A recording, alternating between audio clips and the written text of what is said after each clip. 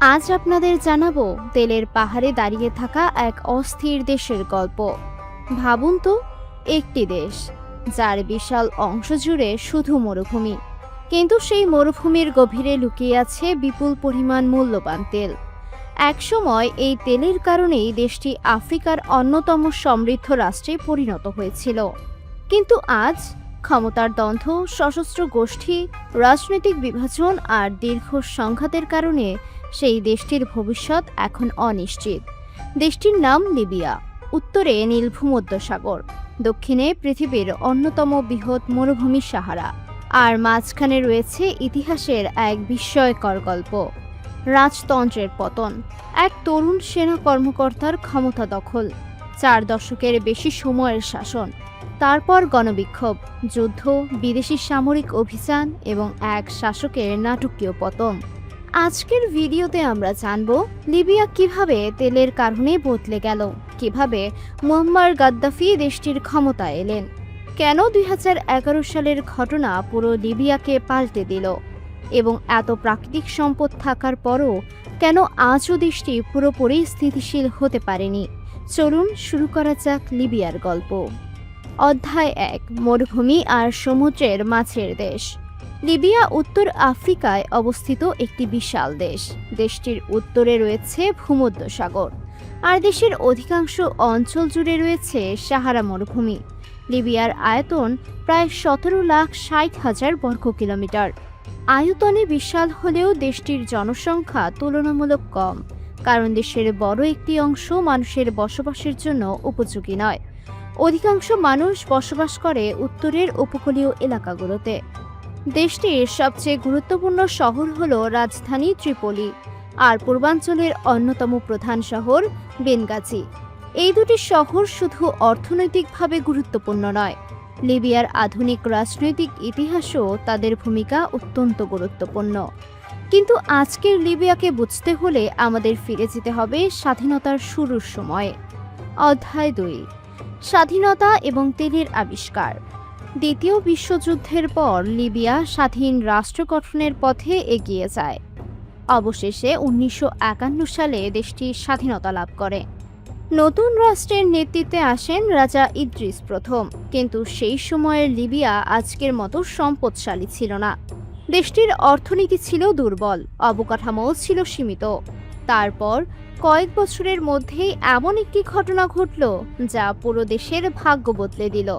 লিবিয়ার মাটির নিচে আবিষ্কৃত হল বিপুল পরিমাণ তেল। 1950-এর দশকের শেষ দিকে তেলের সন্ধান পাওয়ার পর বিদেশি কোম্পানিগুলো আগ্রহ দ্রুত বাড়তে থাকে। তেল উৎপাদন শুরু হয়, দেশে অর্থ আসতে থাকে। লিবিয়ার অর্থনীতি দ্রুত পরিবর্তিত হতে শুরু করে, কিন্তু ইতিহাস বারবার দেখিয়েছে যেখানে বিপুল সম্পদ থাকে সেখানেই সেই সম্পদের নিয়ন্ত্রণ নিয়েও শুরু হয় ক্ষমতার লড়াই। লিবিয়ার ক্ষেত্রেও তার ব্যতিক্রম ঘটেনি। অধ্যায় 3, 27 বছর বয়সী এক সেনা কর্মকর্তার অভ্যুত্থান। 1969 সালের 1 সেপ্টেম্বর লিবিয়ার ইতিহাসে শুরু হলো নতুন অধ্যায়। তরুণ সামরিক কর্মকর্তাদের একটি দল রাজা ইদ্রিসের সরকারের বিরুদ্ধে অভ্যুত্থান ঘটায়।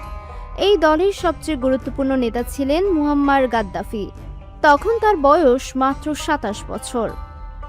রাজতন্ত্রের পতন ঘটে এবং ক্ষমতা চলে যায় সামরিক বিপ্লবী নেতৃত্বের হাতে। গাদ্দাফি দ্রুত লিবিয়ার সবচেয়ে প্রভাবশালী নেতা হয়ে ওঠেন। তিনি আরব জাতীয়তাবাদ, সমাজতন্ত্র এবং নিজস্ব রাজনৈতিক ধারণার সমন্বয়ে রাষ্ট্র পরিচালনার চেষ্টা করেন। পশ্চিমা দেশগুলোর প্রভাব কমানো ছিল তার অন্যতম লক্ষ্য। দেশের তেল সম্পদের ওপর রাষ্ট্রের নিয়ন্ত্রণও আরও শক্তিশালী করা হয়। সময়ের সঙ্গে সঙ্গে গাদ্দাফি শুধু একজন রাজনৈতিক নেতা নন, লিবিয়ার পুরো রাষ্ট্র ব্যবস্থার সবচেয়ে শক্তিশালী ব্যক্তিতে পরিণত হন। অধ্যায় 4, উন্নয়ন, তেল এবং কঠোর শাসন। গাদ্দাফির সময়কার লিবিয়াকে এক কথায় ব্যাখ্যা করা কঠিন, কারণ সেখানে ছিল দুটি সম্পূর্ণ ভিন্ন বাস্তবতা। একদিকে তেলের অর্থ ব্যবহার করে শিক্ষা, স্বাস্থ্যসেবা, সড়ক এবং বিভিন্ন উন্নয়ন প্রকল্পে বিনিয়োগ করা হয়েছিল। অনেক সামাজিক সেবায় রাষ্ট্রীয় ভর্তুকি ছিল।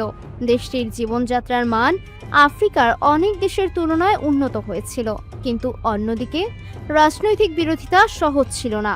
সরকারের সমালোচনা, রাজনৈতিক বিরোধী দল এবং মত প্রকাশের স্বাধীনতা নিয়ে ব্যাপক বিতর্ক ছিল।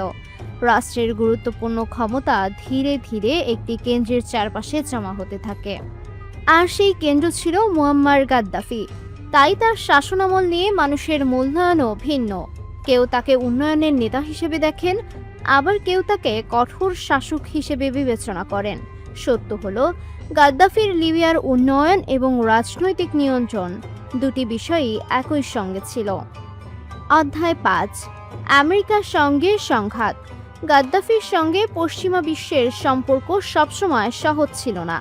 বিশেষ করে যুক্তরাষ্ট্রের সঙ্গে লিবিয়ার সম্পর্ক কয়েকবার ভয়াবহ উত্তেজনার পর্যায়ে পৌঁছে যায়। 1980-র দশকে দুই দেশের মধ্যে সংঘাত বাড়তে থাকে। 1986 সালে যুক্তরাষ্ট্র লিবিয়ার বিভিন্ন স্থানে বিমান হামলা চালায়। এই ঘটনার পর দুই দেশের সম্পর্ক আরও খারাপ হয়ে যায়। তারপর আসে আরও বড় একটি আন্তর্জাতিক ঘটনা। 1988 সালে স্কটল্যান্ডের লকারবি শহরের আকাশে প্যান অ্যাম ফ্লাইট 103 বিস্ফোরণে ধ্বংস হয়। এই ঘটনায় 270 জন মানুষ প্রাণ হারান। তদন্তের পর লিবিয়ার নাগরিকদের বিরুদ্ধে অভিযোগ ওঠে। এর ফল হিসেবে লিবিয়া আন্তর্জাতিক চাপ ও নিষেধাজ্ঞার মুখে পড়ে। একসময় গাদ্দাফির দেশ বিশ্বের অনেক অংশ থেকে প্রায় বিচ্ছিন্ন হয়ে যায়, কিন্তু এই বিচ্ছিন্নতা চিরদিন থাকেনি। অধ্যায় 6, সম্পর্কের নতুন অধ্যায়। 1990-এর দশকের শেষ থেকে গাদ্দাফি আন্তর্জাতিক সম্পর্ক পরিবর্তনের চেষ্টা শুরু করেন। ধীরে ধীরে লিবিয়া বিভিন্ন আন্তর্জাতিক দাবি ও সমঝোতার পথে এগোয়। নিষেধাজ্ঞা শিথিল হতে থাকে। 2000-এর দশকে ইউরোপ ও অন্যান্য দেশের সঙ্গে লিবিয়ার সম্পর্ক অনেকটাই স্বাভাবিক হয়ে যায়। তেল ব্যবসাও আবার আন্তর্জাতিক অর্থনীতিতে লিবিয়াকে গুরুত্বপূর্ণ করে তোলে। মনে হচ্ছিল দীর্ঘদিনের বিতর্কের পর হয়তো গাদ্দাফির লিবিয়া নতুন পথে হাঁটছে, কিন্তু ইতিহাস তখন অন্য একটি পরিকল্পনা তৈরি করেছিল, আর সেই পরিবর্তন শুরু হয়েছিল পাশের একটি দেশ থেকে। অধ্যায় 7, আরব বসন্তের আগুন। 2010 সালের শেষ দিকে তিউনিসিয়ায় শুরু হয় গণবিক্ষোভ। সেখান থেকে আন্দোলনের ঢেউ ছড়িয়ে পড়ে বিভিন্ন আরব দেশে। এই ধারাবাহিক আন্দোলন পরে পরিচিত হয় আরব বসন্ত নামে। তিউনিসিয়ার পর মিশরেও ব্যাপক বিক্ষোভ হয়। দীর্ঘদিনের শাসক হোসনি মোবারক ক্ষমতা ছাড়তে বাধ্য হন। তারপর 2011 সালে এই আন্দোলনের প্রভাব পৌঁছে যায় লিবিয়ায়। গাদ্দাফি বিরোধী বিক্ষোভ শুরু হয়। প্রথমে বিভিন্ন শহরে মানুষ রাজনৈতিক পরিবর্তনের দাবি জানাতে থাকে, কিন্তু পরিস্থিতি দ্রুত নিয়ন্ত্রণের বাইরে চলে যায়। বিক্ষোভ পরিণত হয় সশস্ত্র সংঘাতে। দেশের এক অংশ গাদ্দাফির পক্ষে দাঁড়ায়, অন্য অংশ তার পতন চায়। লিবিয়া ধীরে ধীরে গৃহযুদ্ধের দিকে এগিয়ে যায়। অধ্যায় 8, ন্যাটোর সামরিক অভিযান। লিবিয়ার সংঘাত আন্তর্জাতিক পর্যায়েও বড় উদ্বেগের কারণ হয়ে দাঁড়ায়। জাতিসংঘ নিরাপত্তা পরিষদের সিদ্ধান্তের পর ন্যাটো সামরিক অভিযানের অংশ নেয়। গাদ্দাফি বাহিনী বিভিন্ন সামরিক স্থাপনায় আকাশ থেকে হামলা চালানো হয়। এদিকে বিদ্রোহীরাও ধীরে ধীরে অগ্রসর হতে থাকে। গাদ্দাফি সরকারের নিয়ন্ত্রণ দুর্বল হতে শুরু করে। একসময় বিদ্রোহীরা রাজধানী ত্রিপোলির নিয়ন্ত্রণে নিয়ে নেয়। গাদ্দাফির দীর্ঘ শাসনের শেষ সময় তখন খুব কাছে। অধ্যায় 9, শেষ হলো 42 বছরের শাসন। 2011 সালের অক্টোবর গাদ্দাফি তার জন্মস্থান সির্তের কাছে ধরা পড়েন। কিছু সময়ের মধ্যেই তাকে হত্যা করা হয়। 4 দশকের বেশি সময় ধরে যিনি লিবিয়ার রাজনীতির কেন্দ্র ছিলেন, তার অধ্যায় শেষ হয়ে গেল। কিন্তু গাদ্দাফির পতনের পর মানুষ যে শান্তির আশা করেছিল, বাস্তবে তা এত সহজে আসেনি। একজন শক্তিশালী শাসকের পতন ঘটানো সম্ভব হয়েছিল, কিন্তু তার জায়গায় শক্তিশালী এবং ঐক্যবদ্ধ রাষ্ট্র তৈরি করা যায়নি, এবং সেখান থেকেই শুরু হয় নতুন সংকট। অধ্যায় 10, গাদ্দাফির পর কে? গাদ্দাফির পতনের পর লিবিয়ায় নতুন রাজনৈতিক ব্যবস্থা গড়ে তোলার চেষ্টা শুরু হয়। নির্বাচনও অনুষ্ঠিত হয়, কিন্তু সবচেয়ে বড় সমস্যা ছিল দেশের বিভিন্ন অঞ্চলে শক্তিশালী সশস্ত্র গোষ্ঠীর উপস্থিতি। গাদ্দাফির পতনের পর অনেক মিলিশিয়া তাদের অস্ত্র জমা দেয়নি, বরং নিজেদের এলাকায় প্রভাব বাড়াতে থাকে। ধীরে ধীরে রাজনৈতিক শক্তিগুলোর মধ্যেও বিভাজন বাড়ে। ত্রিপোলি এবং পূর্বাঞ্চলকে কেন্দ্র করে বিভিন্ন প্রশাসনিক ও সামরিক শক্তি তৈরি হয়। ফলে একই দেশের মধ্যে একাধিক ক্ষমতা কেন্দ্র গড়ে ওঠে, রাষ্ট্রীয় প্রতিষ্ঠান দুর্বল হয়ে পড়ে, আর লিবিয়া আবারও দীর্ঘ সংঘাতের দিকে এগিয়ে যায়। অধ্যায় 11। তেল আশীর্বাদ নাকি অভিশাপ? লিবিয়ার সবচেয়ে মূল্যবান সম্পদ হলো তেল। দেশটির অর্থনীতির বড় অংশই এই সম্পদের উপর নির্ভরশীল। কিন্তু এখানেই রয়েছে সবচেয়ে বড় রাজনৈতিক সমস্যা। তেলের আয় কে নিয়ন্ত্রণ করবে? তেল ক্ষেত্র কার হাতে থাকবে? বন্দর এবং পাইপলাইন কার নিয়ন্ত্রণে থাকবে? এই প্রশ্নগুলো শুধু অর্থনীতির নয়, এগুলো ক্ষমতার প্রশ্ন। যে গোষ্ঠী গুরুত্বপূর্ণ তেল স্থাপনার উপর নিয়ন্ত্রণ প্রতিষ্ঠা করতে পারে, তাদের রাজনৈতিক শক্তিও বাড়তে পারে। তাই লিবিয়ার তেল শুধু সম্পদ নয়, এটি ক্ষমতার অন্যতম একটি প্রধান অস্ত্র।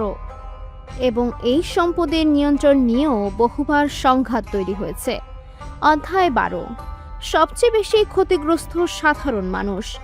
যুদ্ধের সিদ্ধান্ত নেয় রাজনীতিবিদরা, অস্ত্র হাতে নেয় বিভিন্ন বাহিনী, কিন্তু সবচেয়ে বড় ক্ষতির মুখে পড়ে সাধারণ মানুষ। বছরের পর বছর সংঘাতের কারণে বহু পরিবার ঘরবাড়ি হারিয়েছে, অর্থনীতি ক্ষতিগ্রস্ত হয়েছে, অনেক এলাকায় সরকারি সেবা ব্যাহত হয়েছে, বিদ্যুৎ, পানি, স্বাস্থ্যসেবা এবং অন্যান্য প্রয়োজনীয় সেবায় সমস্যা তৈরি হয়েছে। তবুও জীবন থেমে থাকে না। ত্রিপোলির রাস্তায় মানুষ চলাচল করে, বাজার বসে, শিশুরা স্কুলে যায়, তরুণেরা চাকরির খোঁজ করে, মানুষ পরিবার নিয়ে ভবিষ্যতের স্বপ্ন দেখে। অর্থাৎ সংঘাতের মধ্যেও লিবিয়ার মানুষ স্বাভাবিক জীবনে ফেরার চেষ্টা চালিয়ে যাচ্ছে। অধ্যায় 13। লিবিয়ার সামনে কি অপেক্ষা করছে? আজ লিবিয়ার সবচেয়ে বড় প্রয়োজন রাজনৈতিক স্থিতিশীলতা। একটি ঐক্যবদ্ধ রাষ্ট্র, শক্তিশালী প্রতিষ্ঠান, কার্যকর নিরাপত্তা ব্যবস্থা এবং এমন একটি রাজনৈতিক সমঝোতা যেখানে দেশের বিভিন্ন পক্ষ একসঙ্গে কাজ করতে পারে। লিবিয়ার ভবিষ্যৎ অনেকটাই নির্ভর করছে এই প্রশ্নের উপর। তারা কি নিজেদের বিভাজন পেছনে ফেলে একটি স্থিতিশীল রাষ্ট্র গড়ে তুলতে পারবে? দেশটির কাছে সম্পদ আছে, তেল আছে, ভৌগোলিকভাবে গুরুত্বপূর্ণ অবস্থান আছে। কিন্তু একটি দেশের শক্তি শুধু প্রাকৃতিক সম্পদ দিয়ে তৈরি হয় না। প্রয়োজন শক্তিশালী প্রতিষ্ঠান, আইনি শাসন, রাজনৈতিক স্থিতিশীলতা এবং জনগণের আস্থা। লিবিয়ার ইতিহাস হয়তো আমাদের সবচেয়ে বড় এই শিক্ষাটাই দেয়। লিবিয়া এমন একটি দেশ যার মাটির নিচে রয়েছে বিপুল সম্পদ, কিন্তু মাটির ওপরে রয়েছে ক্ষমতার দীর্ঘ লড়াই। এটি শুধু গাদ্দাফির গল্প নয়, এটি শুধু তেলের গল্পও নয়, এটি একটি জাতির গল্প, যে জাতি রাজতন্ত্র দেখেছে, সামরিক বিপ্লব দেখেছে, 4 দশকের দীর্ঘ শাসন দেখেছে, গৃহযুদ্ধ দেখেছে, বিদেশি সামরিকের হস্তক্ষেপ দেখেছে, আর আজও একটি স্থিতিশীল ভবিষ্যতের অপেক্ষায় আছে। একসময় লিবিয়া ছিল আফ্রিকার অন্যতম সমৃদ্ধ দেশের একটি।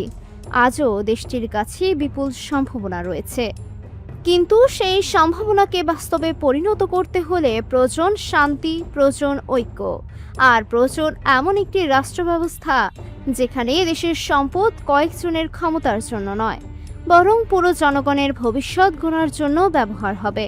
হয়তো একদিন লিবিয়ার মরুভূমির নিচের তেল আবার দেশের উন্নয়নের প্রতীক হবে, হয়তো যুদ্ধের শব্দ থেমে যাবে, আর একটি দীর্ঘ অস্থিরতার পর লিবিয়া ফিরে পাবে সেই স্থিতিশীলতা যার জন্য দেশটির মানুষ এতদিন ধরে অপেক্ষা করছে।